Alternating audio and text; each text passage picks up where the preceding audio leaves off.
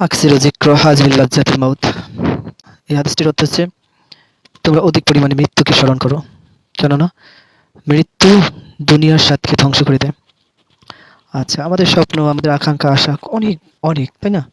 কিন্তু এগুলোই রাইখা দেখা যায় ঈদের পূর্বেতে দেখলাম যে ঈদের জন্য কেনাকাটা কইরা ঢাকা থেকে বাড়িতে যাবে, লঞ্চের ওইখানে কি দুর্ঘটনা আমরা সবাই দেখেছি, পর্যবেক্ষণ করেছি।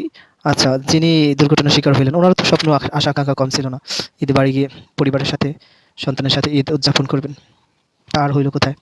এমনই আমরা আমাদের মৃত্যুর জন্য অপ্রস্তুত, কিন্তু মৃত্যু আমাদের জন্য প্রস্তুত।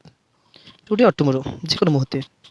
এমন না যে আপনি ইম্পর্টেন্ট কোনো কাজে আছেন, এজন্য আজরাইল আলাইহিস সালাম বলবে যে, যাক বাবু তুমি আগে কাজটা শেষ করো, তারপর তোমার জানটা কবজ করছি।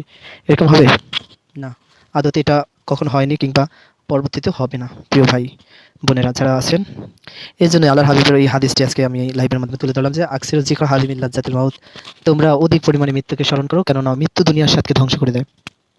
আচ্ছা, একদিন মুহাম্মদ সাল্লাল্লাহু আলাইহি ওয়াসাল্লাম মসজিদে নববীতে গিয়ে দেখলেন মসজিদের এক পাশে কিছু সাহাবী দুনিয়াবি কথা নিয়ে হাসি ঠাট্টা করতেছিল, হাসাহাসি করতেছিল।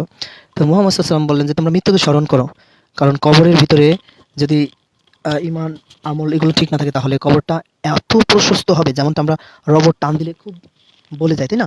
অনেক বলে যায়। এরপরে প্রশস্ত হওয়ার পরে কবরটাকে ছেড়ে দেওয়া হবে, দুই ধার থেকে ছেড়ে দিলে রাবার যেরকম দুই ধার দিয়ে টান দিয়ে অনেক বড় করে হঠাৎ ছাড়লে হাতে প্রচণ্ড ব্যথা, তেমনইভাবে কবরটাকে ছেড়ে দেওয়ার ফলশ্রুতিতে, দুই ধার থেকে প্রশস্ত কবরকে হঠাৎ ছেড়ে দেওয়ার ফলশ্রুতিতে এক পাঁজরের হাড় আরেক পাঁজরের ভিতরে ঢুকে যাবে।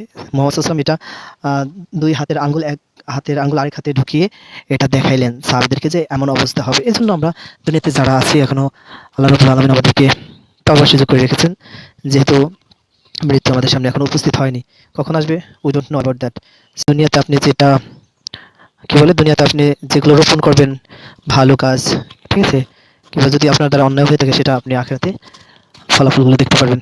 এই জন্য প্রিয় ভাই বন্ধুগণ, মৃত্যু কখনো প্রস্তুতি নিয়ে আসে না, বরং মৃত্যু অপ্রস্তুত অবস্থায় চলে আসে। দেখেন না, ওই যে ঈদের ছুটি শেষে ঢাকায় কর্মস্থলে যাওয়ার পথে ফেরি থেকে বাস পানিতে পড়ে গেল।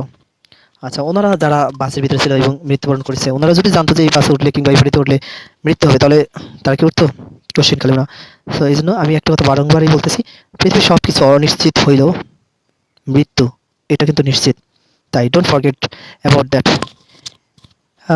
এটা সম্পর্কে আমাদের গবেষণা করতে হবে এবং প্রস্তুতি গ্রহণ করতে হবে। ঈমান এবং আমল, শিরকমুক্ত আমল, শিরকমুক্ত ইবাদত করতে হবে। প্রিয় ভাই বন্ধুগণ, এগুলো তো হচ্ছে আল্লাহর ইবাদত, আর মানুষের যে হকগুলো আছে ওইগুলো প্রপারলি আদায় করতে হবে। যদি না করতে পারি বা পারেন, তাহলে কি হবে? এগুলো কিন্তু আল্লাহ ক্ষমা করবেন না।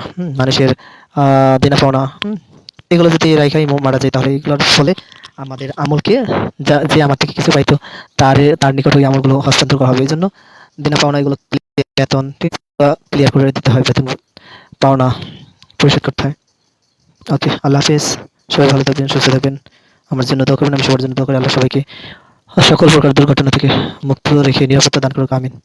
আল্লাহ সবাইকে ভালো রাখুক, আমিন।